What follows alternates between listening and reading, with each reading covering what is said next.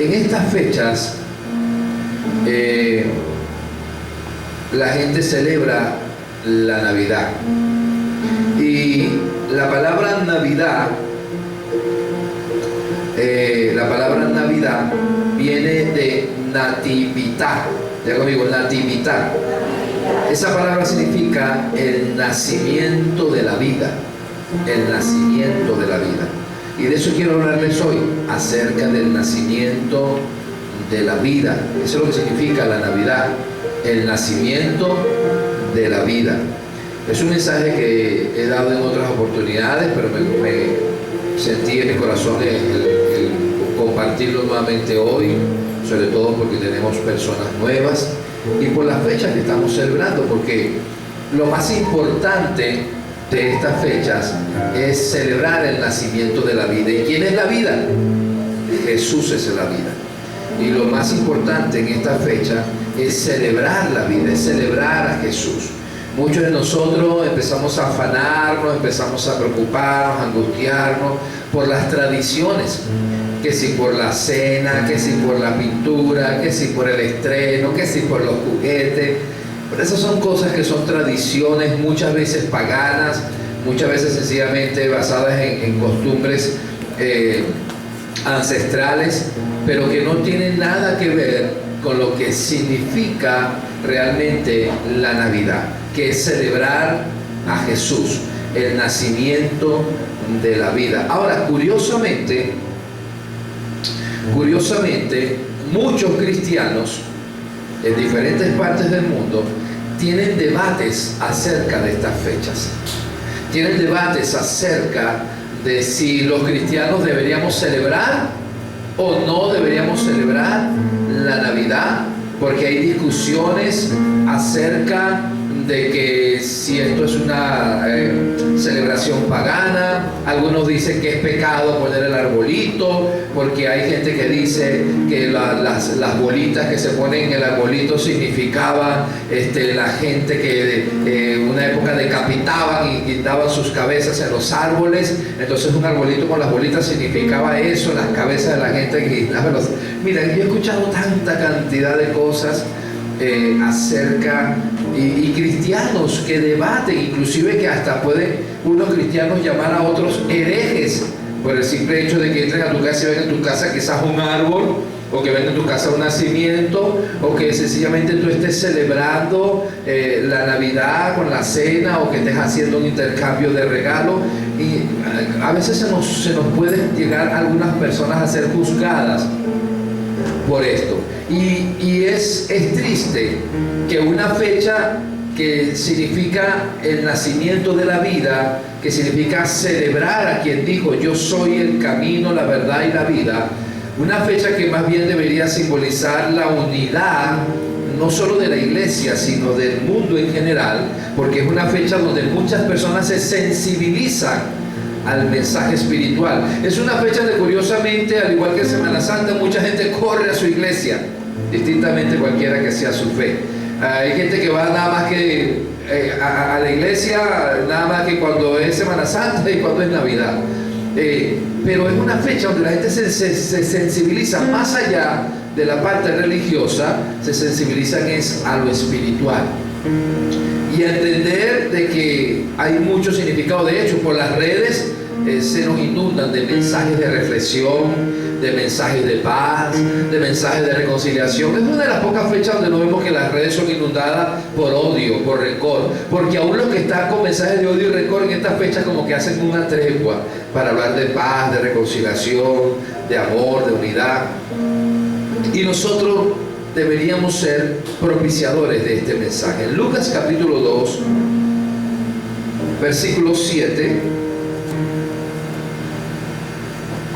Lucas capítulo 2, versículo 7 al 14 dice: y dio a luz a su hijo primogénito y lo envolvió en pañales y lo acostó en un pesebre porque no había lugar para ellos en el mesón.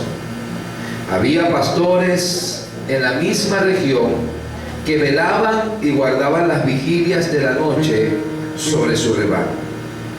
Y aquí se les presentó un ángel del Señor. Y la gloria del Señor los rodeó de resplandor y tuvieron gran temor. Pero el ángel les dijo: no temáis, porque aquí que os doy nuevas de gran gozo, que serán para todo el pueblo, que os ha nacido hoy en la ciudad de David un Salvador, que es Cristo el Señor.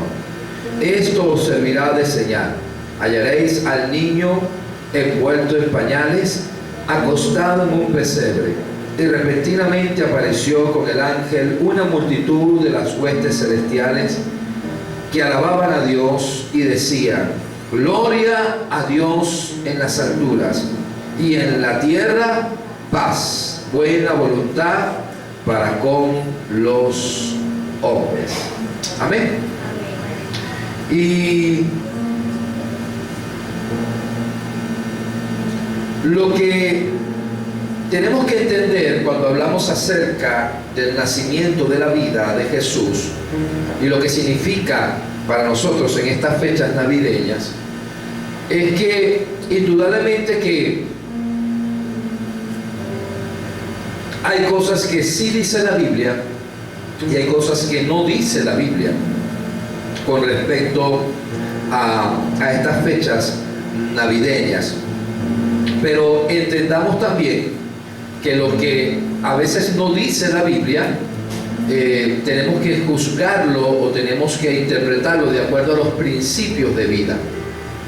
Ahora vamos a comenzar diciendo lo que no dice la Biblia. Diga conmigo, lo que no dice la Biblia.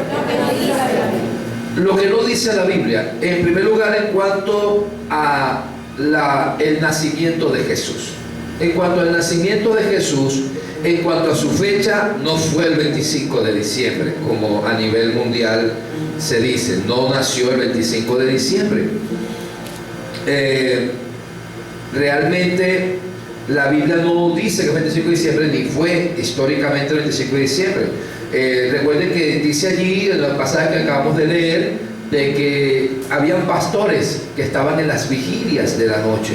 Pero en esa región donde se dio lugar este maravilloso evento, en estas fechas de diciembre, el invierno es tan terrible, pero tan terrible, que no hubiese podido haber un empadronamiento durante el invierno, ni se podía viajar a todas partes, ni mucho menos que hubieran pastores pastoreando en pleno invierno tan terrible. Así que no fue el 25 de diciembre, ¿ok? Dice precisamente el versículo 8 que había pastores en la misma región que velaban y guardaban las vigilias de la noche sobre su rebaño. Imagínense hacer eso en pleno invierno. El invierno es muy fuerte en esa región en esta fecha. No es como aquí, que estamos en un clima tropical.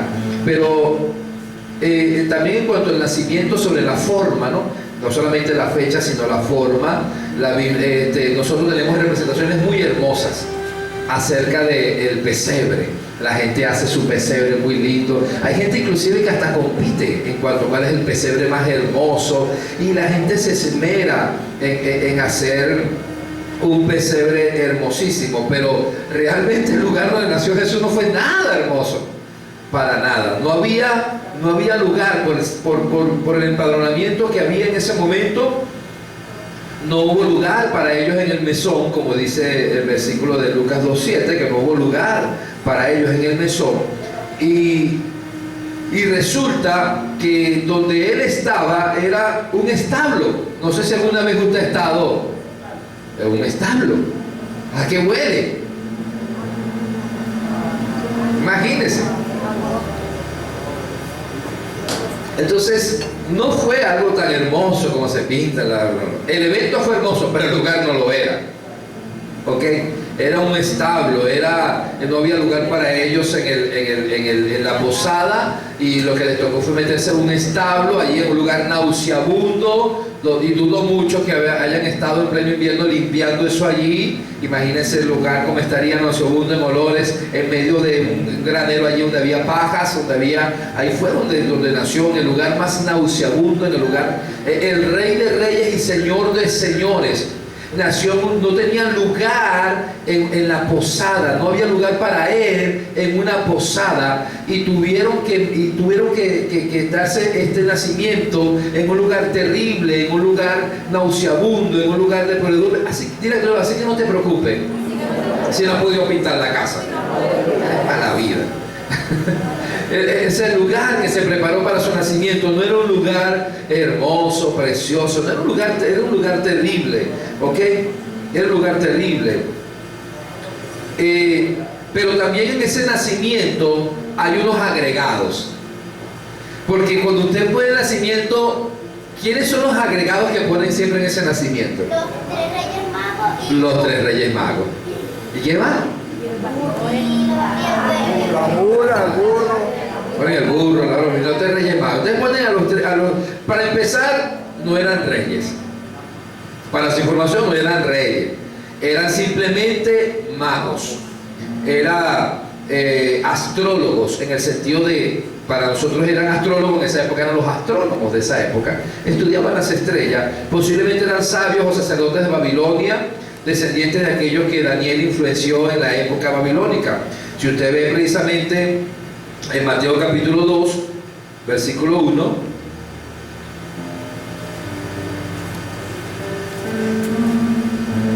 dice que cuando Jesús nació en Belén de Judea, en días del rey Herodes, vinieron del oriente a Jerusalén unos magos. Eran astrólogos, era gente que estudiaba las estrellas, ¿ok? Influenciado por los libros de Daniel. Acuérdense que Daniel estuvo en el reino de Babilonia y Daniel era un profeta y dejó sus escritos, y en los escritos de Daniel se anunciaba acerca del nacimiento del Mesías. Pero no solamente los escritos de Daniel, sino que ellos estudiaron muchos de los escritos de los que habían en esa época, influenciados precisamente por la enseñanza de Daniel acerca del nacimiento del Mesías, y ellos estaban estudiando acerca de cuál era más o menos la fecha y las señales en el cielo que indicarían el nacimiento del Mesías venidero. Y ellos estudiando vieron esa señal en el cielo y se dejaron guiar por esas señales en el cielo, porque eran astrólogos, y llegaron a ese lugar a honrar al Rey de Reyes y Señor de Señores. Ok, y de hecho, si usted, para que usted sepa, ellos llegaron casi 2 años después. Porque usted en el nacimiento siempre lo pone que nació Jesús y estaban los 3 Reyes Magos ahí. No, ellos llegaron casi 2 años después del nacimiento, de Jesús. Llegaron casi 2 años después. Ellos reconocieron que Jesús era el Rey y Salvador, y llegaron si usted ve Mateo capítulo 2, en el versículo 11, dice: y al entrar en la casa vieron al niño con su madre María, y postrándose lo adoraron, y abriendo sus tesoros le ofrecieron presentes, oro, incienso y mirra. ¿Entraron en dónde? En la casa. En la casa, ya no estaban en el establo. Y era un niño ya, no. Ya era un niño, ya no estaba en el establo. Era casi 2 años después del nacimiento de Jesús, porque ellos vieron la señal y tardaron en llegar a ese sitio casi 2 años de camino, de viaje. Entonces ellos no llegaron inmediatamente al nacimiento, pero la gente siempre pone, el pesebre, y de hecho hay gente que inclusive en su tradición los van llevando hasta que ya es el día del nacimiento, ¿no? Había pasado casi 2 años, por eso usted se acuerda que por eso en esas fechas Herodes mandó a matar a todos los niños menores de 2 años, porque desde que ellos anunciaron, los magos, que era la señal del nacimiento, hasta cuando llegaron había pasado casi 2 años. Entonces Herodes, por seguridad, porque no sabía, dijo, bueno, mandó a matar, asesinar a todos los niños de 2 años para abajo, precisamente. Entonces, ya conmigo, eso no lo dice la Biblia. Son cosas que no dice la Biblia. Sobre la celebración, vamos otra vez a hablar acerca de la fecha. La Biblia lo enseña explícitamente como un mandamiento que celebremos el nacimiento de Cristo el 25 de diciembre, pero tampoco lo prohíbe. No dice que lo celebremos, pero tampoco lo prohíbe. Lo que la Biblia no ordena a favor ni en contra está sujeto a interpretarse según los principios de la vida. Ahora, ¿por qué se da esta fecha de celebración? Sencillamente porque el 25 de diciembre era tan fuerte, pero tan fuerte el invierno, que en estas fechas estaba lo que se llamaba el solsticio de invierno. Y era que era la fecha más fuerte del invierno, donde prácticamente no se veía el sol en pleno día. Entonces ellos rezaban, ofrecían adoración y sacrificios al Dios Sol, a aquellos que adoraban al Sol, para que Él brillara, porque era demasiado fuerte, para que diera un poquito de luz y de calor. Y entonces le pedían al Dios Sol que Él brillase, que se viese el Sol. Entonces, en estas fechas, lo que celebraban en las fiestas paganas era precisamente el nacimiento del sol, o el brillo del sol, del Dios Sol. Ahora, la Biblia llama a Jesucristo el sol de justicia. Entonces, cuando hubo la mezcolanza de la iglesia cristiana con Roma, Roma tenía esa costumbre de adorar al Dios Sol. Cuando hubo la mezcolanza de la iglesia con Roma y nace lo que es la iglesia católica, cuando hay esa mezcolanza de la iglesia con Roma, entonces muchas costumbres romanas la asumió la iglesia para tratar de cristianizar ciertas fechas, sin atacar la creencia que ellos tenían o la costumbre que tenían. No sé si se acuerda que el apóstol Pablo hacía eso. El apóstol Pablo, acuérdense que llegó una oportunidad para evangelizar en una ciudad, creo que era de Atenas, y fue cuando vio todas las figuras, las estatuas de los dioses a los que adoraban, y vio una roca que decía al Dios no conocido, una inscripción, una roca sin forma y sin figura, que decía al Dios no conocido, por si quedaba algún Dios que ellos no conocieran y adoraran. Entonces el apóstol Pablo no atacó la creencia en sus dioses, sino que lo usó para dar el mensaje. Y dijo, hay una roca, y dijo, yo he visto que ustedes son muy religiosos, son muy creyentes y tienen muchos dioses y tienen mucha fe en sus dioses, y he visto un Dios que ustedes no conocen. Y hasta le hicieron una estatua que dice el Dios no conocido. Ese Dios que ustedes no conocen es el que yo les vengo a predicar. O sea, el apóstol Pablo fue tan sabio que no atacó la creencia, sino que la usó para dar el verdadero mensaje. Entonces eso es lo que hizo la iglesia. La iglesia no atacó muchas de las costumbres que tenían los romanos, sino que la usó para dar el verdadero mensaje. Decir, bueno, ustedes adoran al sol de justicia, pero nosotros venimos a hablar al sol, pero nosotros venimos a hablar del verdadero sol, que es Jesucristo, el sol de justicia. Entonces, una fecha que era pagana la cristianizaron, la tomaron la iglesia cristiana como la fecha del nacimiento del sol, Jesucristo, el sol de justicia. Por eso quedó el 25 de diciembre. Y usted dirá, pero entonces es pecado. Mire, ¿cómo hacemos? ¿Cómo? ¿Usted sabía que los días de la semana son adoraciones a dioses paganos? No sabía. Sunday, domingo. Sunday, día del sol, adoración al Dios Sol. Monday, lunes, día de la luna. ¿Sabía? El jueves es del Dios Júpiter. Saturday, del Dios Saturno.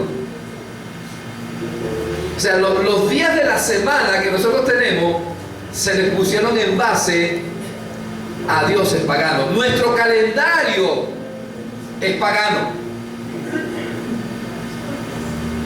Pero nosotros no vamos a agarrar y nos vamos a regir por el calendario de Israel. Pues no somos Israel. Somos la iglesia que éramos gentiles y fuimos redimidos por la sangre de Cristo. Y aunque esos nombres del calendario gregoriano que era un calendario pagano, se hizo en base a el dios Sol. Entonces el domingo, el Sunday, que era el día del dios Sol, la iglesia lo tomó para celebrar la resurrección de Cristo, y nos reunimos los domingos para celebrar al verdadero Sol de justicia. Es el día del Sol de justicia. Por eso nos reunimos los domingos. Pero es un calendario gregoriano. Sunday, día del Sol. Por si usted lo sabía, los domingos es el día del Sol. Nuestro calendario es gregoriano. Israel tiene su propio calendario de las fiestas judías. Pero nosotros no somos judíos, aunque algunos sí son bien judíos, ¿yo? Pero ese no es el tema. Ese no es el tema. Amén. Entonces, pero en cuanto a la forma, la Biblia tampoco dice que hagamos una cena. No enseña sobre las posadas, ni las cenas, ni nada, ni de darnos regalos, ni nada de eso. Pero usted sabe dónde viene también que se cristianizó eso. Bueno, viene de la celebración de la Pascua. Porque la Pascua fue la celebración de Israel que hizo estando en Egipto antes de ser liberados. En la noche de la muerte de los primogénitos, la última plaga que trajo la muerte de los primogénitos en Egipto, la noche anterior se celebró la Pascua, donde se celebró una cena y se sacrificó un cordero por familia. Ustedes saben, yo se los he enseñado en cuanto a la Santa Cena. Se celebró un cordero por familia, se celebró la Pascua, se puso la sangre en las casas, en los dinteles de la puerta, para que cuando la muerte pasara esa noche por Egipto, donde la muerte viera la sangre del cordero, la muerte no entraría en esa casa, sino pasaría por encima de las casas. Esa palabra pasar por encima o saltar por encima es la palabra en hebreo pesach, termina en J, pesach, que significa Pascua. ¿Qué es la Pascua? Es el día donde la muerte pasó por encima de las familias que tenían la marca de la sangre. Y mientras la muerte estaba invadiendo Egipto, Israel estaba bajo el poder de la sangre, celebrando el sacrificio del cordero, porque al día siguiente saldrían libres de la esclavitud, serían libertados hacia la tierra prometida. Entonces nosotros, la Biblia nos dice que celebremos una cena, pero también se hizo la celebración de la Pascua, que la Biblia dice que nuestra Pascua es Jesucristo, el Cordero de Dios que fue sacrificado por nosotros para darnos libertad de la esclavitud del pecado y llevarnos a la vida eterna, que es la tierra prometida.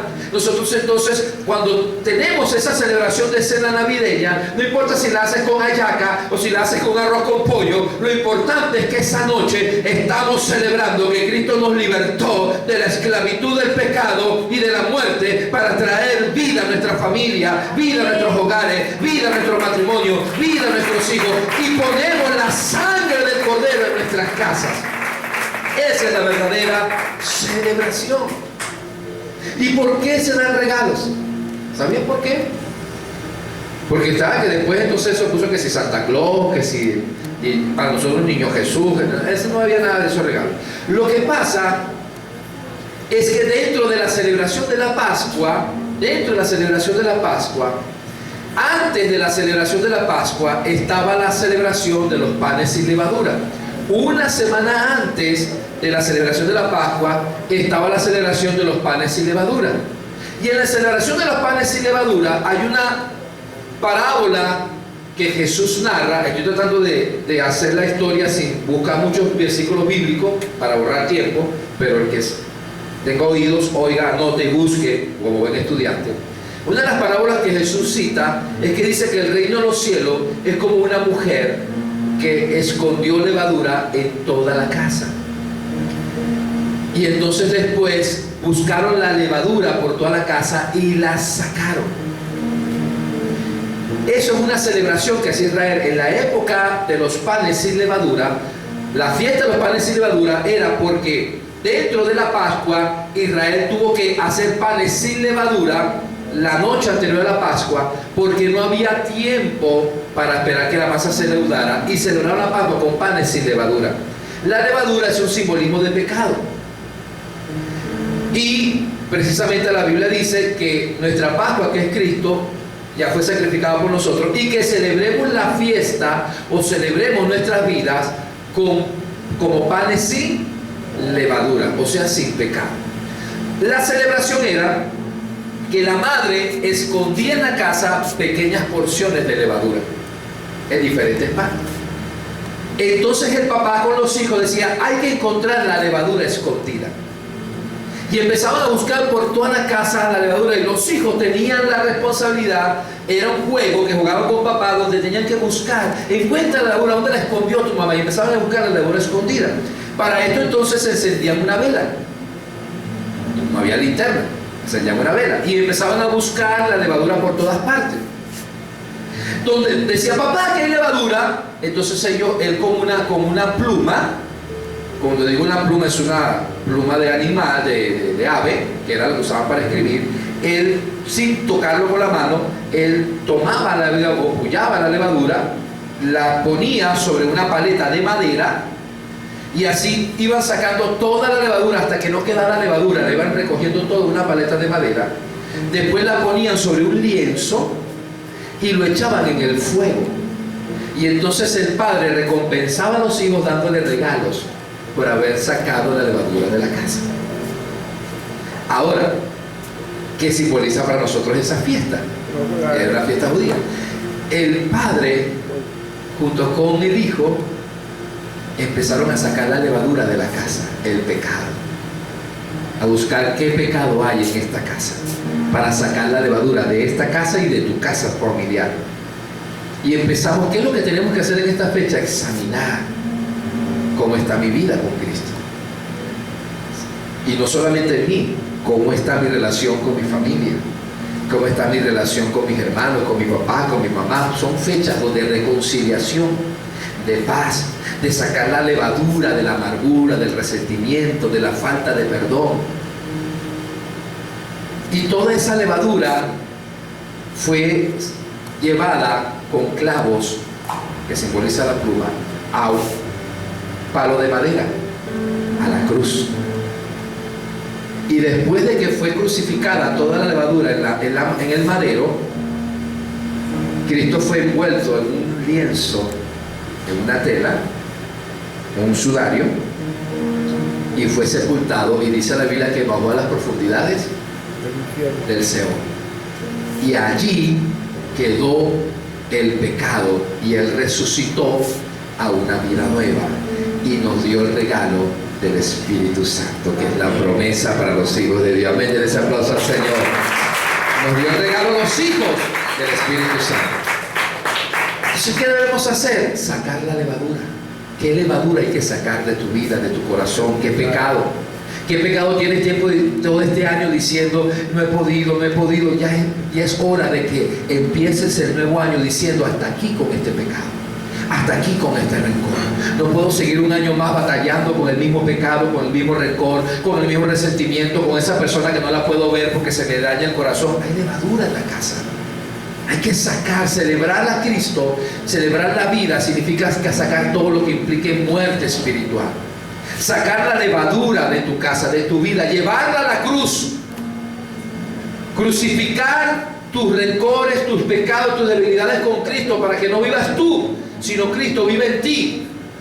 Y que esos pecados y que esos rencores queden sepultados con Cristo y resucites a la vida en el Espíritu. Cuando lo haces, tendrás las promesas y las bendiciones que el Padre tiene para los hijos. Los regalos que estás esperando, las promesas que estás esperando, las bendiciones que estás esperando. Cuando tú seas libre de esa levadura, vendrá el regalo del Padre para los hijos. Aleluya, de ese aplauso que vive. Eso es realmente la celebración de la Navidad. Esa es la verdadera celebración. Entonces nosotros nos peleamos que si por el regalo, que si el regalo, no, pastor, entonces es pecado. No, entienda, no estoy diciendo que sea pecado dar regalo. Estoy diciéndole el verdadero significado de ese, de dónde viene, y que el mejor regalo que le puedes dar a tus hijos es que ellos sean libres en su corazón de todo pecado, de todo resentimiento, que haya reconciliación, y que entiendan que el mejor regalo es las promesas de Dios para nuestras vidas. Que enseñemos a nuestros hijos que enseñemos realmente. Porque empezamos a meterle cuestiones de que el niño Jesús, que el niño Jesús, que el niño Jesús. Entonces frustramos al niño. Porque el niño pasa, se porta lo mejor posible y el niño Jesús no le trajo el regalo que le pidió. Y entonces que empezamos a mentir. Empezamos a decir mentiras. Que es que no le alcanzó, que es que son muchos niños del mundo, entonces no le alcanza para todo. Pero entonces dice, pero ¿por qué el vecinito sí se lo trajo? El que yo le pedí, y él se porta peor que yo. Entonces, una mentira tras otra mentira, y creamos una generación sobre mentiras y sobre frustraciones. No enseñemos, no está mal. Si tienes para dar regalo, dale regalo, pero el mejor regalo es sentarte con tu familia el día de la cena navideña, y en esa cena no importa si tienes mucho, si tienes poco, si quieres una yaca, si tienes media yaca, si tienes un bollito, no importa si es bollito con mantequilla y queso, lo importante es que ahí se sienten y que ahí oren y que ahí canten al Señor, alaben al Señor, enseñen lo que significó la muerte y resurrección de Cristo, lo que significa sacar a la levura de la casa, que haya perdón, que haya reconciliación, y que ese día celebremos a Cristo y que el Espíritu Santo llene nuestras vidas de su bendición, de su vida y de sus promesas. Amén. Eres ese aplauso al que vive. No está mal, pastor, es pecado que nos pongamos a pintar, que nos pongamos a poner arbolitos, que nos pongamos a poner luces. No es pecado. ¿Qué es pecado? Que te endeudes para hacerlo. ¿Qué es pecado? Que dejes de comer para hacerlo. ¿Qué es pecado? Que te afanes por no tenerlo. Y empiezas a pelear con el marido, empiezas a pelear con... Y es que mi casa no se pintó este año. Mi esposa era una que cada vez que llegaba esta fecha se me hacía, ay Dios mío, y hasta yo tenía que endeudarme. Porque que el regalo, que los estrenos, que la... Mire, yo pasaba todo el año, porque me iba a todos los sitios donde los militares le daban crédito. Donde había crédito para la ropa, ahí me metía. Crédito para los zapatos, ahí me metía. Crédito para los juguetes, ahí me metía. Dios mío, cuando venía el año siguiente, eso era sobregirado y eso era, pasaba todo el año pagando lo que debí, lo que podía, lo que no podía pagar. Porque nos estresábamos con esta fecha. Eso sí es pecado. Eso sí es pecado. Demos gracias a Dios por lo que tenemos. Y aún lo que no tenemos. Si vivimos, para Él vivimos. Y si morimos, para Él vivimos. Ya sea que vivamos o que muramos, del Señor somos. Amén. Denle ese aplauso al Señor. Ya conmigo, son tradiciones. Son tradiciones. Son tradiciones. Y muchas veces nosotros hacemos de las tradiciones leyes. No sé si usted se sabe la historia familiar del hombre que estaba con la esposa. Y la esposa siempre en la cena navideña siempre hacía el pavo por la mitad. Siempre. Ella el pavo lo cocinaba dos mitades. Siempre. Entonces siempre que cocinaba el pavo lo picaba por la mitad y eran dos mitades. Y siempre que servían el pavo lo servían en dos bandejas. Y él nunca vio en su casa, como en las demás casas, siempre el pavo completo. Y él le dice a su esposa un día, mi amor, una pregunta, ¿por qué tú siempre picas el pavo por la mitad? Y le dice, porque así lo hacía mi mamá. Entonces se hablaron de la suegra. Suegra, una pregunta, ¿por qué ustedes siempre hacen el pavo por la mitad? Porque así lo hacía mi mamá. Entonces se va donde la abuela, abuela, ¿por qué ustedes siempre hacen el pavo a la mitad? Hijo, venga para que vea. Lo que pasa es que el horno de mi casa era muy chiquito, entonces no me cabía, yo tenía que picarlo por la mitad, pero una parte de arriba y una parte de abajo. Ya conmigo, tradiciones. Entonces son cosas que a veces no sabemos de dónde vienen, pero las hacemos porque por generaciones se han hecho. Y llega el momento donde se vuelven ley. Como las tradiciones religiosas también. Una vez cuenta una historia tradicional también, religiosa, que había un pastor una vez que estaba haciendo un servicio, y entonces en pleno servicio había un gato negro que era del vigilante, y en pleno servicio se atravesó el gato negro en el púlpito. Imagínense usted en pleno servicio un gato negro atravesando el púlpito, el altar. Y entonces aquello fue tan horrible, entonces dijeron, mire, de ahora en adelante, cada vez que vaya al servicio, asegúrense de que el gato esté amarrado, esté enjaulado. No empieza el servicio hasta que el gato no esté enjaulado. Bueno, resulta que eso se volvió ley durante muchos años. Pero ¿qué cree usted que pasó una vez con el gato? Se murió. Y un día llega el pastor y ve que está tarde, no ha empezado el servicio, tiene como media hora y dice, ¿por qué no ha empezado el servicio? No sé por qué no ha empezado el servicio, ¿por qué no ha empezado el servicio? Y dice, pero ya, porque es que no hemos encontrado el gato para enjaularlo. Y el gato se había muerto. Tradiciones, conmigo, tradiciones. Entonces muchas veces, cosas que no sabemos ni siquiera de dónde vienen, las hacemos ley. Y usted ve que muchas veces en las familias, por tradiciones familiares, por costumbres familiares, las cosas no se hacen. Ahora, vamos a hablar ahora de lo que sí dice la Biblia. ¿Qué sí dice la Biblia? En cuanto a la fecha y el lugar. El año, Dionisio de Exiguo, que era abate romano, aproximadamente del 530 después de Cristo, dio la fecha conocida a partir del 754 de la fundación de Roma. Josefo, uno de los más grandes historiadores, que fue más preciso, fecha de nacimiento de Cristo a partir del 751 de la fundación de Roma, después del eclipse parcial de luna en el 750, que es aproximadamente entre el 12 y 13 de marzo. Siendo que Herodes el Grande murió un poco después del nacimiento del Señor, de acuerdo a Mateo 2, 19 al 22, solamente cito la base bíblica, usted la anota allí. Estamos el día, Jesús nació 6 meses después de Juan el Bautista. ¿Se acuerda que dice Lucas 1, 26 al 27? Que al 6º mes el ángel Gabriel fue enviado por Dios a una ciudad de Galilea llamada Nazaret, a una virgen desposada con un varón que se llamaba José, de la casa de David, y el nombre de la virgen era María. Fíjense que de acuerdo al año que estamos calculando, realmente Cristo nació el año 4 antes de Cristo. En pocas palabras, realmente de acuerdo a la fecha que tenemos, realmente nació 4 años antes de la fecha o del año. O sea que el año nuestros años se dividen en antes de Cristo y después de Cristo, pero realmente ese año que se tiene como antes de Cristo, o el año de Cristo, de antes de Cristo, después de Cristo, realmente fue 4 años antes. Y en cuanto al día, dice Lucas 1, 26, 27, como acabo de citar, que María concibió 6 meses después de Juan el Bautista. ¿Ok? Nació 6 meses después de Juan el Bautista, porque María concibió 6 meses después. Zacarías, el padre de Juan el Bautista, que fue sacerdote, como sacerdote recibió el anuncio del nacimiento de su hijo mientras estaba oficiando el turno. El sacerdote tenía 24 turnos, de acuerdo a la primera de Crónicas 24, 7 al 19, y comenzaba en el primer mes judío, que era el mes de Nisan. Al iniciar la primavera, Zacarías era del turno de Abías, de acuerdo a Lucas 1, 5, y del 8 al 9. Y el turno de Abías era el 8º, de acuerdo a la primera de Crónicas 24, 10. No voy a leer todos esos versículos, no me usted la nota. Eso me da aproximadamente entre el 1 al 8 de junio.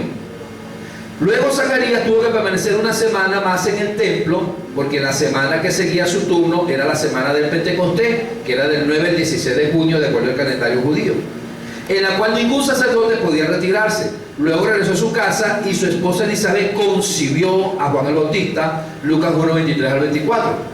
Entonces debemos tomar en consideración aproximadamente unos 2 días de viaje de regreso. Y dice que al 6º mes de haber concebido Elizabeth, concibió María. Al 6º mes, de acuerdo a Lucas 1, 26, 36. Aproximadamente entonces, Jesús fue concebido, o sea que María quedó embarazada del Espíritu Santo aproximadamente entre el 18 al 20 de diciembre. Lo que sí sucedió en esta fecha fue la concepción de María.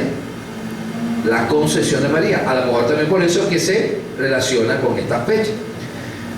9 meses después, tomando en cuenta unas 38 semanas de gestación, cuando llegó el tiempo de su alumbramiento, según Lucas 2:6, nació Jesús en otoño, aproximadamente a mediados de septiembre, entre los días 15 al 20 de septiembre. Esa es la matemática que hacen los historiadores y los teólogos. Aproximadamente entre el 15 y el 20 de septiembre fue el nacimiento de Jesús. No en esta fecha, fue en septiembre. El lugar, en Belén, que significa casa del pan, lo cual fue profetizado en Miqueas 5:2. Miqueas 5:2 tenía ya la profecía del nacimiento del Mesías, el cual nacería en Belén, la casa del pan. Y de acuerdo a nuestras escrituras, en Mateo 2:4-6 y Juan 7:42, él nace en Belén, conocida como la ciudad o aldea de David, que representa el alimento o provisión del reino. ¿Por qué Jesús debe nacer en Belén? Porque era la ciudad de David y significaba la provisión del reino. Jesús es el pan de vida y Belén significa la casa del pan. Ahora, piense bien, Jesús no estaba en Belén, sino que hubo un empadronamiento para que se cumpliese la escritura. Dios hizo que hubiese un censo. Para que se cumpliese la escritura, Dios hizo que hubiese un censo nacional. Y para que hubiese ese censo nacional, por él, tenían que todos moverse al lugar de donde eran originarios. Y entonces, como los padres de ella, el papá de él era original de allí, tuvieron que moverse para Belén para poder ser empadronados en Belén. Ahora, miren lo que Dios hizo. Movió la historia, movió la política, movió todo, nada, y dice que hubiese un empadronamiento solamente para que se cumpliese la escritura de Miqueas 5:2 de que Jesús naciera en Belén. Si Dios hizo que todo eso sucediera, nada más que para que cumpliese la escritura de su nacimiento, eso quiere decir que Dios hará lo que tenga que hacer para que se cumpla todo lo que ha hablado acerca de ti, todo lo que ha profetizado acerca de ti. Dios moverá el universo entero, lo que tenga que hacer, porque todo está cooperando a favor del cumplimiento de las promesas que Cristo ha hecho para tu vida. ¿Cuánto lo creen? Le damos un aplauso al Señor. Ahora, eso fue en cuanto al lugar y a la fecha. En cuanto a la forma, ¿qué dice la Biblia en cuanto a la forma? Jesús debía nacer de una mujer, pues si bien su vida es divina, se requería que fuese verdaderamente hombre. Esto es lo que significa Dios fue manifestado en carne, de acuerdo a 1 Timoteo 3:16, que dice que Dios fue manifestado en carne, y 2 de Juan 1:7. Es el Hijo del Hombre, y Él es también Emmanuel, Dios con nosotros. Debía nacer de una virgen, para que se cumpliese la profecía de Isaías 7:14. No estoy leyendo todos los versículos, sino anótelo ahí, usted lo ve en casa, para ahorrar tiempo. De acuerdo a la profecía de Isaías 7:14, debía nacer de una virgen. Y vemos el cumplimiento de esto en Lucas 1:27-31, también la profecía, y en Gálatas 4:4. La vida según la carne no puede engendrar la vida de Dios. Jesús es la vida de Dios y solo puede ser engendrado por Él. Así también los hijos de Dios no son engendrados de voluntad de carne, de voluntad de varón, sino del Espíritu de Dios, del Espíritu Santo. Engendrado por el Espíritu Santo y no a través de una célula huevo o de una, ¿cómo se llama también? ¿Cómo se le llama? Sí, cuando se junta, la mujer tiene óvulos. Y cuando es precisamente fecundado, sucede lo que se llama la célula huevo. ¿Sabes de viene la broma de que si es huevo o la gallina? Se le llama la célula madre, pues, cuando es fecundada.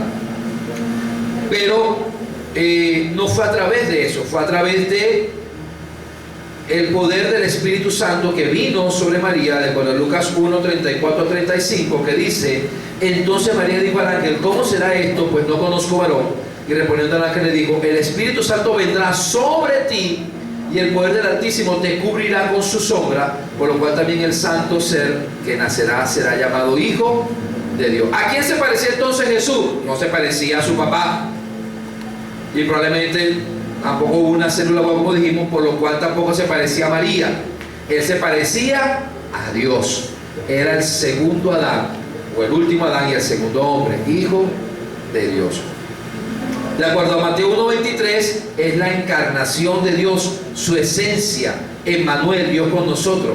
Por lo tanto, participó de la misma naturaleza que nosotros, carne y sangre, de la que participaron los hijos.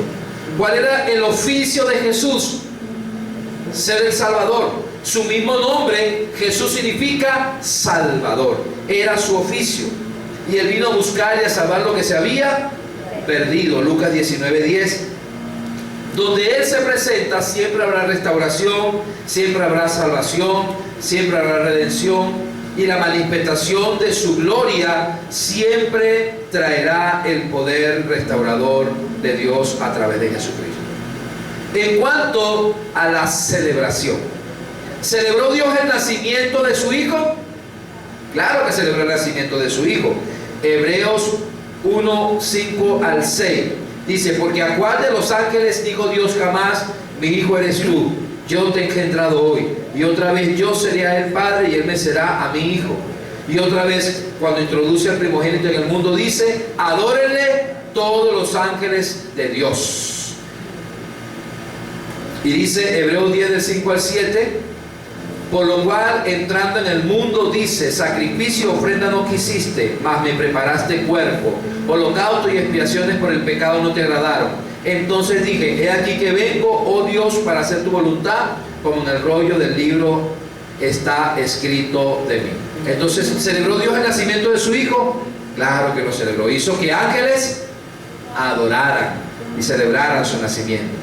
¿Celebró el cielo el nacimiento de Jesús? Sí, los ángeles celebran si los ángeles celebran el arrepentimiento de un pecador, y hay fiesta en los cielos por un pecador que se arrepiente, cuanto más al Salvador.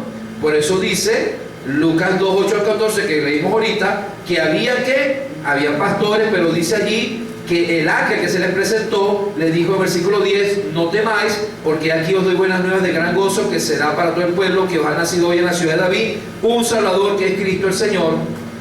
Y esto se verá por señal: hallaréis al niño envuelto en pañales, acostado en un pesebre. Y repentinamente apareció con el ángel una multitud de las huestes celestiales que alababan a Dios y decían: gloria a Dios en las alturas, y en la tierra paz, buena voluntad para con los hombres. Dios celebró el nacimiento de su Hijo, el cielo celebró el nacimiento del Salvador, y celebró la tierra el nacimiento de Jesús. Sí, ¿por qué no habría de alegrarse el hombre de que Dios se acercara a él con todo su favor?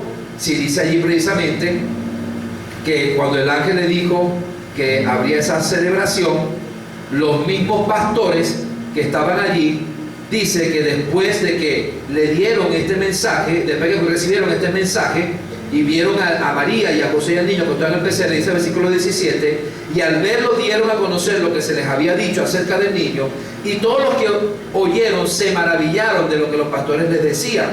Pero María guardaba todas estas cosas, mirándolas, meditándolas en su corazón. Y dice el versículo 20: y volvieron los pastores glorificando y alabando a Dios por todas las cosas que habían oído y visto, como se les había dicho. O sea que los pastores celebraron también con gran gozo. Y la iglesia celebra siempre el nacimiento. Había un cántico especial que tenía siempre la iglesia dentro de sus himnos, en sus celebraciones, y ese cántico está en 1 Timoteo 3:16.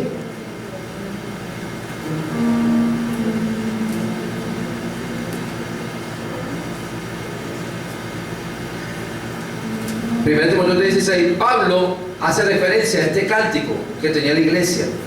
Dice: indiscutiblemente grande es el misterio de la piedad. Dios fue manifestado en carne, justificado en el Espíritu, visto de los ángeles, predicado a los gentiles, creído en el mundo, recibido arriba en gloria. Esto era un cántico de la iglesia, era un himno que cantaba la iglesia. Claro, yo lo estoy leyendo, pero ellos le pusieron música. Esto era un himno, o sea que la iglesia siempre cantaba y celebraba la manifestación de Jesucristo en carne y el nacimiento de la vida. Así que le he titulado: si la iglesia lo celebra, si los pastores lo celebraron, si los ángeles lo celebraron, y si Dios lo celebra, entonces ¿por qué no celebrarlo nosotros? Hay que celebrarlo, pero de la manera correcta, sin divisiones, sin pleitos, sin contiendas. Amén. Amén.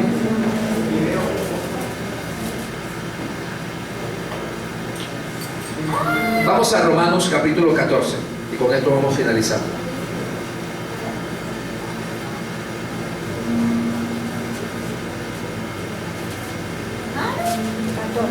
Capítulo 14.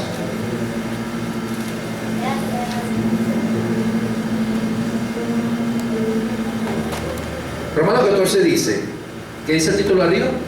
Los débiles en la fe. Los débiles en la fe. Recibí al débil en la fe, pero no para contender sobre opiniones. Porque uno cree que ha de comer de todo, otro que es débil come legumbres. El que come no menosprecia al que no come, y el que no come no juzgue al que come, porque Dios le ha recibido. ¿Tú quién eres que juzgas al criado ajeno?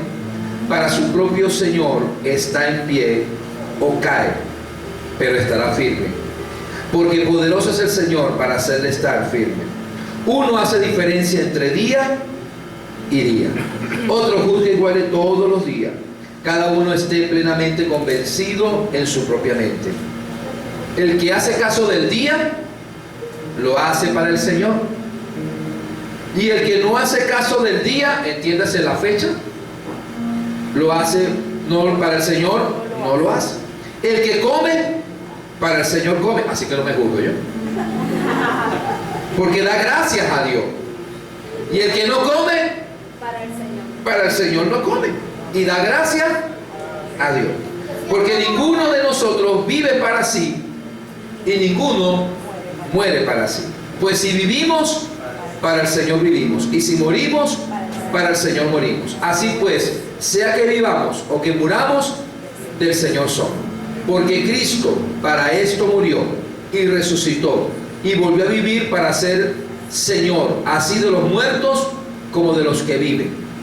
Pero tú, ¿por qué juzgas a tu hermano? O tú también, ¿por qué menosprecias a tu hermano? Porque todos compareceremos ante el tribunal de Cristo. Porque escrito está, vivo yo, dice el Señor, que ante mí se doblará toda rodilla y toda lengua confesará a Dios. De manera que cada uno de nosotros dará a Dios cuenta de sí. Así que ya no nos juzguemos más los unos a los otros, sino más bien decidí no poner tropiezo u ocasión de caer al hermano. Yo sé y confío en el Señor Jesús, que nada es inmundo en sí mismo, mas para el que piensa que algo es inmundo, para sí lo es. Pues si por causa de la comida tu hermano es contristado, ya no andas conforme al amor. No hagas que por la comida tuya se pierda aquel por quien Cristo murió. No sea pues vituperado vuestro bien, porque el reino de Dios no es comida ni bebida, sino justicia, paz y gozo en el Espíritu Santo. Porque el que en esto sirve a Cristo agrada a Dios y es aprobado por los hombres. Así que sigamos lo que contribuye a la paz y a la mutua edificación. No destruyan la obra de Dios por causa de la comida. Todas las cosas a la verdad son limpias, pero es malo que el hombre haga tropezar a otros por lo que come. Bueno es no comer carne, ni beber vino, ni nada que tu hermano tropiece o se ofenda o se debilite. Fíjense que no está diciendo que sea malo comer carne, ¿ok? Sino que dice es cuando esto es bueno no hacerlo, cuando es piedra de tropiezo para tu hermano, el comer, el beber, ni nada que tu hermano tropiece o se ofenda o se debilite. ¿Tienes tu fe? Tenla para contigo delante de Dios. Bienaventurado el que no se condena a sí mismo en lo que aprueba. Pero el que duda sobre lo que come es condenado porque no lo hace con fe, y todo lo que no proviene de la fe es pecado. ¿Qué significa todo esto de pecado? Leí todo un capítulo completo. Esto habla acerca de la libertad cristiana, no del libertinaje. No es la libertad para pecar, sino la libertad para vivir en Cristo la verdadera santidad, que no tiene que ver con costumbres, con tradiciones puestas por los hombres, sino tiene que ver con los principios del reino, lo que edifica la vida y lo que trae paz, porque el reino de Dios es justicia, paz y gozo en el Espíritu, y como dice allí, contribuyamos a lo que tiene que ver con la paz y con la mutua edificación, con el amor. Entonces, ¿qué está diciendo? Que hay gente cristiana que en sus costumbres, repito, costumbres, no es principio bíblico, se visten de una manera y tienen por costumbre tener cierto tipo de vestimenta las cristianas y los cristianos.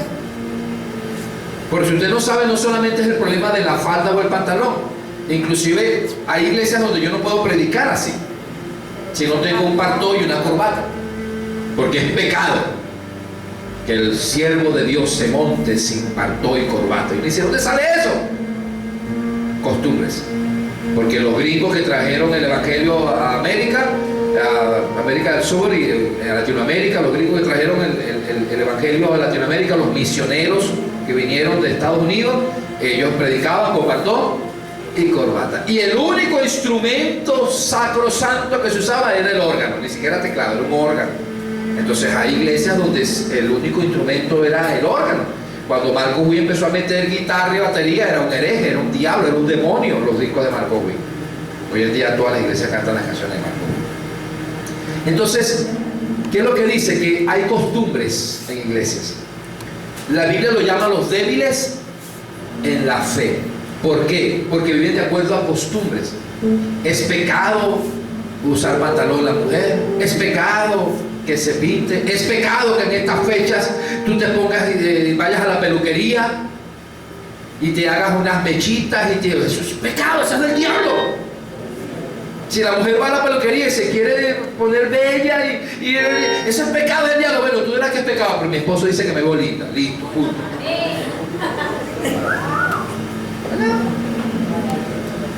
¿Me explico? O sea, para muchos de nuestros hermanos, y son nuestros hermanos en la fe, es pecado que la mujer vaya a la peluquería, que se pinte, que se arregle, que se compre un vestido, que se compre una ropa bonita, que se compre unos zapatos, si tiene para hacerlo. Para algunos es pecado. Esas son trivialidades, hermano. ¿Dónde dice la Biblia que la mujer iba a la peluquería? Porque así te responde. Así te responde, no dice la Biblia, hermano, que la mujer se pintaba los labios. Cosas así, eso es una Dalila. Cosas así. Pero entonces yo le digo, ¿y dónde dice la Biblia que podías ir a la carnicería y comprar carne? Porque no comían en las carnicerías, no compraban carne, porque muchas de esas carnes eran sacrificadas a los ídolos. Eran primero los animales sacrificados a los ídolos, y después de que los sacerdotes paganos comían lo mejor, lo que quedaba lo llevaban a las carnicerías y lo compraban. Entonces muchos no comían carne porque era carne sacrificada a los ídolos. Y el apóstol Pablo dice, cuando te pongan carne a la hora de la comida, no preguntes dónde viene, échale diente, cómaselo, dele gracias a Dios, bendígale diente y dele para adentro, por causa de conciencia, dice el apóstol Pablo. Pero si alguien te dice, esta carne fue sacrificada a mis dioses, por causa de que ya te lo dijo, luego yo no puedo comer esta carne porque me dijiste que fue sacrificada tú. Dice, pero si no me dices nada, no pregunte dónde venga, bendígale, déle gracias a Dios y échale diente. ¿Cómo vaya adentro? ¿Por qué te digo esto? Porque muchas veces la costumbre es que uno te invitan a una yaquita en la casa del vecino, o vas a comer una yaquita en fulanito, y a lo mejor tú dices, yo no puedo entrar en esa casa a comer porque quieren una Santa Bárbara. Oye, si en Semana Santa no come carne. ¿Sí o no? En Semana Santa no se come carne porque es pecado, puro pecado. Son costumbres. No entras en esa casa a comer porque tienen una... Me invitaron a que, mira, que pase, que me como una yaquita ahí con ellos y compartir, pero en esa casa son santeros y tienen una... Entra allí, no pregunte nada. Si usted le pusieron su hallaca y usted no tenía en su casa, aproveche y dígale, ¿tienes para mí para allá, para mi casa también? No pregunte. Pablo dice allí, nada es inmundo a sí mismo, todo proviene de Dios, y cuando usted lo bendice, dele gracias a Dios, eso está santificado, y dele para adentro y cómaselo.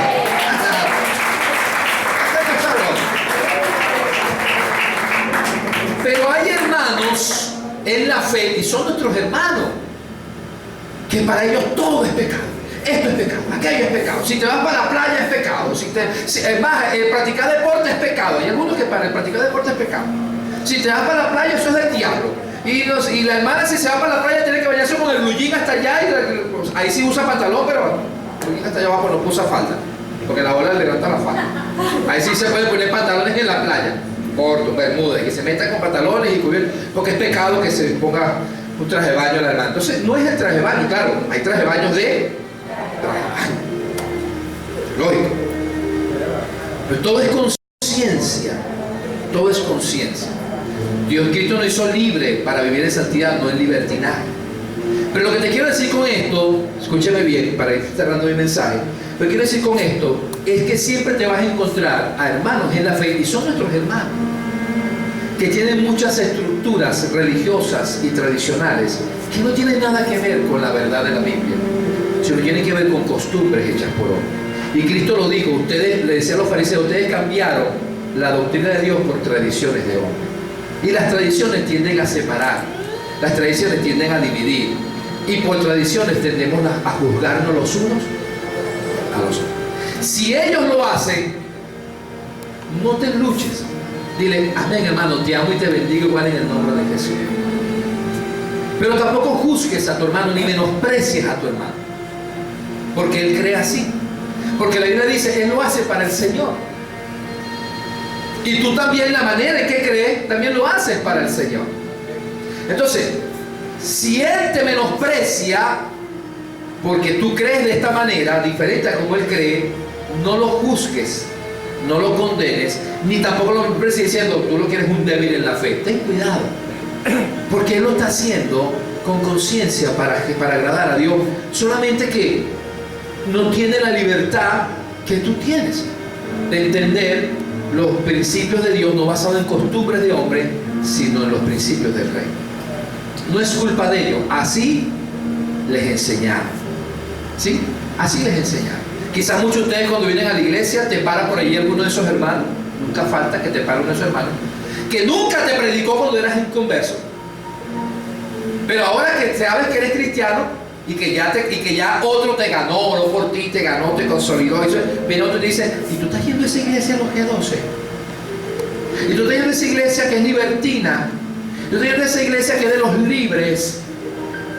De los que se pintan, y entonces ahora empiezan a llenarte la cabeza de que esto es pecado, de que el 12 es pecado, de que el pantalón es pecado, de que la pintura es pecado, de que hasta te buscan versículos en la Biblia aislados para que bien. Mira que es verdad que dice aquí, dice, la mujer no vestirá ropa de hombre. Ajá, está bien, el pantalón que yo uso no se lo pone un hombre, a menos que sea rosita.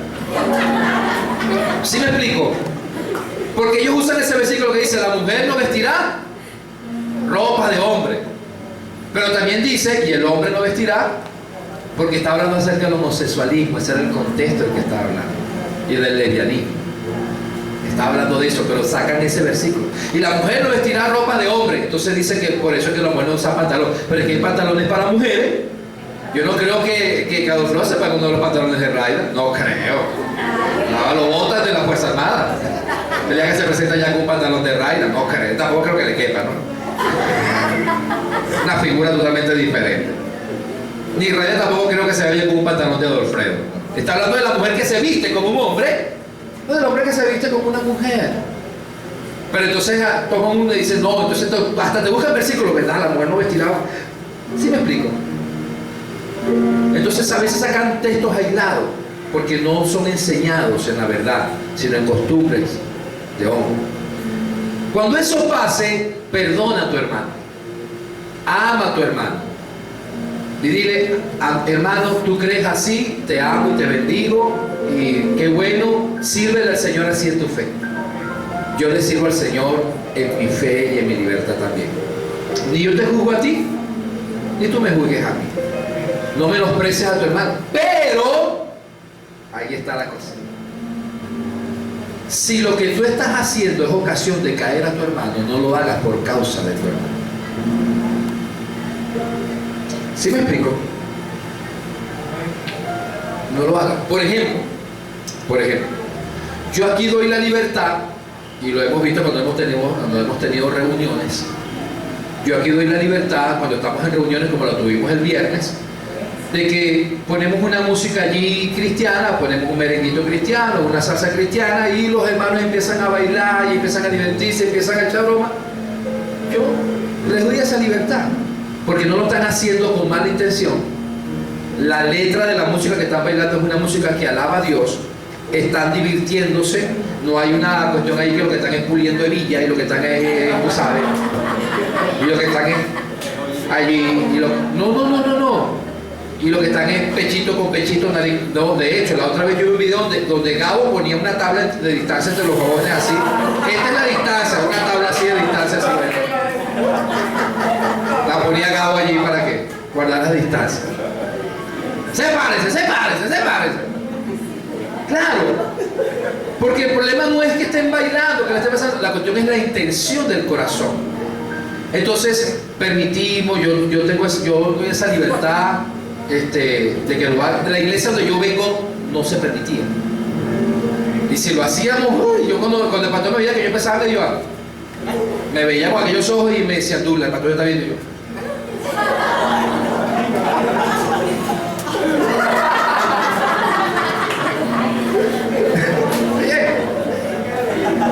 Está bien. Mi pastor no lo permitía, en mi iglesia no se permitía, así que yo no lo hacía. Pero lo hacía en mi casa con mi familia. Y no va a venir el pastor a decirme que en mi casa no lo puedo hacer. Pero en la iglesia, cuando había celebración, como la que tuvimos el viernes, no lo hacía. Yo le decía a mi esposa, te aguantas que llego a la casa y bailamos en la casa todo lo que tú quieras. ¿Por causa de qué? De no hacer pecar. Aquí nosotros lo permitimos. Pero si tú estás en la casa de otro cristiano que te invita a comer, no se te ocurra hacerlo. No porque tú estés en pecado al hacerlo, sino porque vas a hacer pecar al hermano al verte hacerlo. Y por causa de no hacerlo pecar a él, no lo hagas. Te doy un ejemplo. Mi esposa cuando me acompañó a Ecuador, la mayoría de las iglesias donde me invitaban a predicar eran iglesias tradicionales donde la mujer tiene que usar falda, y falda larga. Y mi esposa no se pone falda, pero ni a juro. Y me tocó decir, mi amor, vamos a comprarte tus vestidos. Pues le compramos unos 2 vestiditos, unas 2 falditas. Ella tuvo que llevarle aquí unas 2 o 3 faldas prestadas también, más un vestido que le compré allá. Y las iglesias donde me invitaban a predicar, que tenían esa costumbre, mi esposa parecía de esas evangélicas de esas. Aquella falda, un poquito de pinturita, de lo más clarita, y a veces ni se pintaba, y sin mucha cuestión, y usted la ve y decía, que es la pastora Nancy. Pero ¿por qué se vestía así? Y se sentía incómoda. Y ella a veces me decía, pero es que yo me siento como hipócrita porque no soy. Yo le digo, pero ya va, no es eso. Yo tenía que hablar y decir, mira, aquí está lo que dice la Biblia. Y yo le hacía estar en razón y le decía, amor, no es eso. Sino para que no hagas pecar al otro, a tus hermanos, por causa de eso. Tú sabes que tú no tienes pecado en ponerte el pantalón, pero para ellos es pecado. Entonces, por causa de no hacerlos pecar a ellos, porque eres la pastora, la esposa del pastor que está predicando, y entonces, para que no, porque van a pasar todo el mensaje, no me van a escuchar el mensaje, van a estar viendo y me usan pantalón, y es una Dalila, y es la esposa del pastor, y no sé qué, lo así será, y no van a estar pendientes del mensaje. Entonces, para no hacerlos pecar, váyanse con su falda larga. Yo venía su falda larga y ahí estaba, con su falda larga. Pero había iglesias donde no había ese problema y se ponía su pantalón y se pintaba y vámonos, y pedida de tía, libre.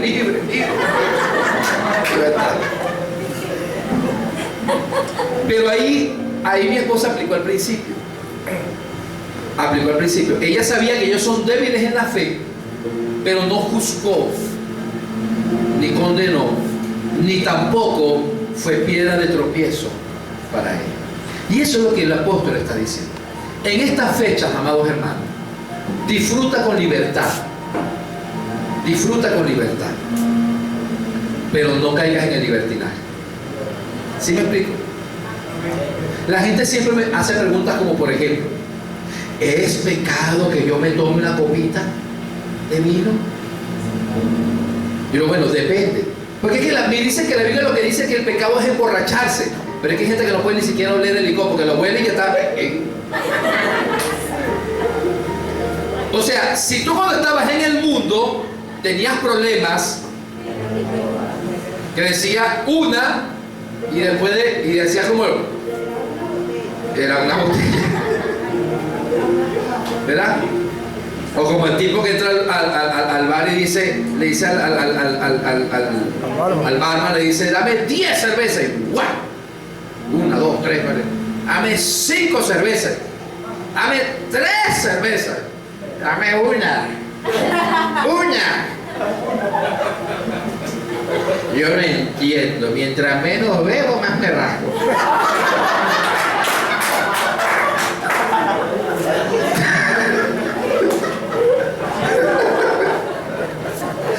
Entonces, si tú tenías ese problema, y esto va para YouTube, ¿no? Si tú tenías ese problema cuando estabas en el mundo, ahorita que estás en Cristo, ni huelas el licor. Cuando lo veas que le tapen la botella, pásate por otro lado. No hagas como mi bella Jenny que aparece allí. No. O sea, húyele. Porque un poquito de levadura. Y si tú dices, no, yo me tomo un poquito nada más, a lo mejor ese poquito se convierte en otro poquito, ya estás borracho y después el otro día tienes que ir para acá un encuentro otra vez porque está. No. Tú dices, bueno, en el día de santificación, saca los chuques. O sea, tenemos que tener cuidado. Tenemos que tener cuidado. Yo no sé si me van a jugar y condenar a los que vean esta predicación, pero nosotros siempre en las celebraciones, yo sí a veces, mientras tengo posibilidad, compro que si una botellita de ponche crema, a mi esposa le gusta más su ponche crema, pero es una botella y entre todo. Entonces es un poquito para celebrar. A la hora de la cena navideña, si tenemos la oportunidad de un vinito, si no, y a la hora del fin de año, el brindis tradicional lo hacemos, pero no es que nos metemos ahí, nos tomamos un pero lo hacemos porque tenemos el dominio propio. Muchos dicen que tenemos el dominio propio, pero si tú no tienes el dominio propio, ni lo vuelas. ¿Por qué? Porque vas a pecar. ¿Sí me explico? Entonces cada quien debe conocer sus límites. Cada quien debe conocer sus límites y no abusar de ellos. Porque la cuestión está en que no serás juzgado por la conciencia de otros, sino por tu propia conciencia. Y si tu conciencia te juzga, mayor que tu conciencia es Dios. ¿Sí entendemos? Tengo que decir estas cosas porque en estas fechas te vas a encontrar de todo. Inclusive, ya para finalizar, hay gente, hay pastores, hay iglesias que le prohíben a su feligresía que se junten con las familias en las fiestas navideñas, porque los van a contaminar, porque van a pecar. Porque si va, hermano, yo te recomiendo, y de hecho hacen sus fiestas navideñas 24 y 31 para que la gente la pase. Y entonces, ¿dónde voy? Véngase para la iglesia, que les vamos a estar nuestra cena navideña. Y hacen su cena navideña 24 para que la gente no vaya con su familia. Y hasta le dicen, no vaya porque tú ahora eres de Cristo, yo soy del mundo, y vas allá y que vas a encontrar música mundana, aguardiente y conversaciones, y te vas a contaminar. Te irás a apartar de tu familia y nunca lo irás a visitar. No irás a ir nunca ni a un cumpleaños, ni a una celebración de la madre, ni al padre, no irás a juntarte nunca. No, ese no es el consejo que hay que dar. ¿Por qué? Porque la vida nació en un establo donde había pudredumbre, olor nauseabundo, donde había animales, donde había las peores condiciones. Allí fue el nacimiento de la vida. Y donde sobreabunda el pecado, sobreabunda la gracia. Así que donde haya pecado, si en tu familia es el momento, es el único momento que tienes para reunirte con ellos, es el momento donde todos están juntos y tú ves, pero es que donde me meto esto parece un establo, es nauseabundo por aquí, es pecado por allá, es licor por otro lado. Pues en ese momento tú tienes dentro de ti la vida, y es el momento que estando la vida dentro de ti, tú brilles en medio de la oscuridad y tú des luz en medio de aquellos que están en pecado, no para juzgarlo, no para condenarlo, sino aún usando ese momento para, como hizo el apóstol Pablo, hablarles de Jesús, hablarles del testimonio y hablarles realmente quién es el verdadero autor de la vida en esta fecha, para que entonces seas instrumento de Dios para llevarles el mensaje de salvación a tu familia. Amén. Les aplauso al Señor. Póngase de pie.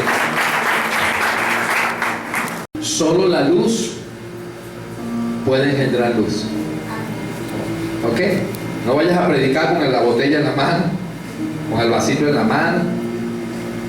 No. Si nosotros vamos a brillar, tenemos también que ser prudentes, sabios. Siempre les digo, celebre con su familia. Visiten a su... Por eso es que nosotros no hacemos cena navideña el 24, no hacemos reuniones, todo lo hacemos antes.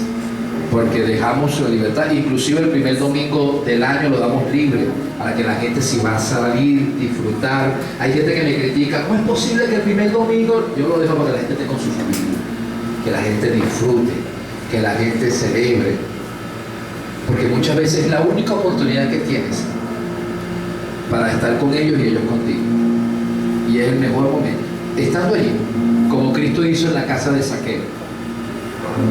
Zaqueo, desciende, porque hoy es necesario que yo pose en tu casa. Y aún los discípulos se quedaron afuera porque no quisieron entrar en la casa de un hombre pecador.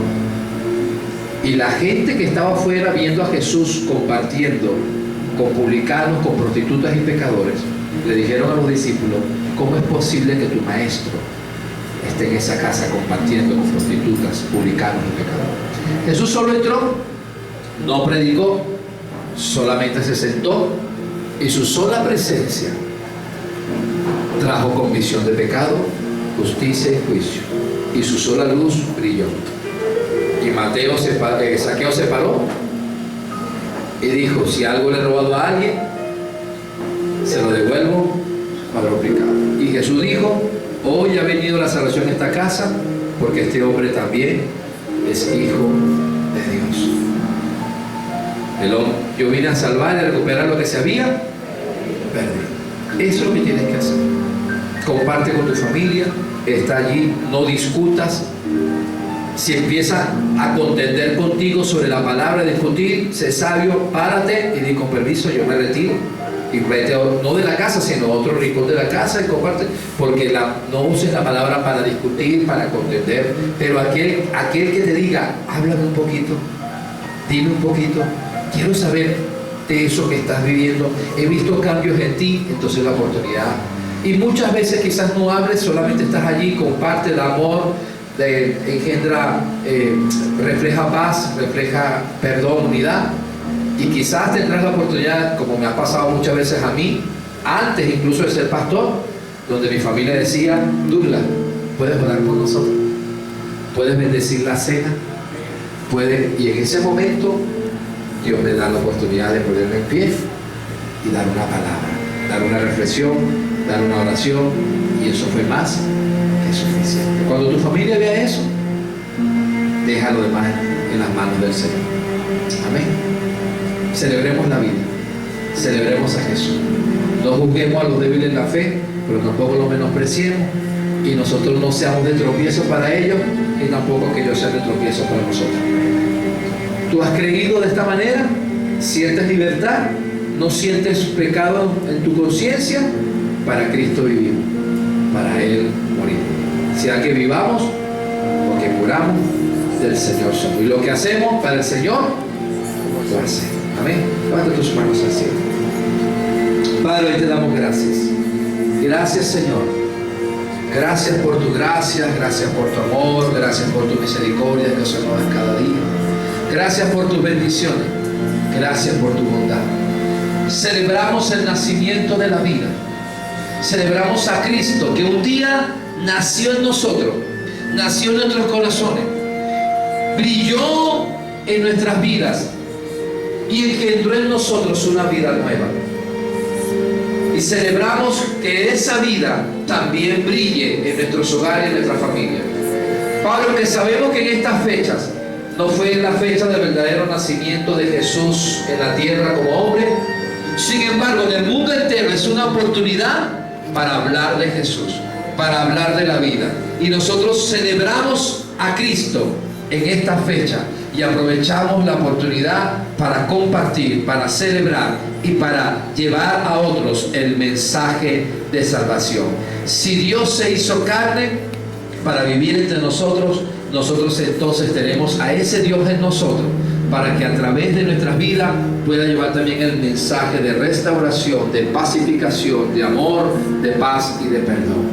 Señor, te pedimos una sola cosa: no nos dejes caer en tentación. y líbranos del mal. Y permítenos, Señor, en estos días ser luz para nuestros familiares y amigos.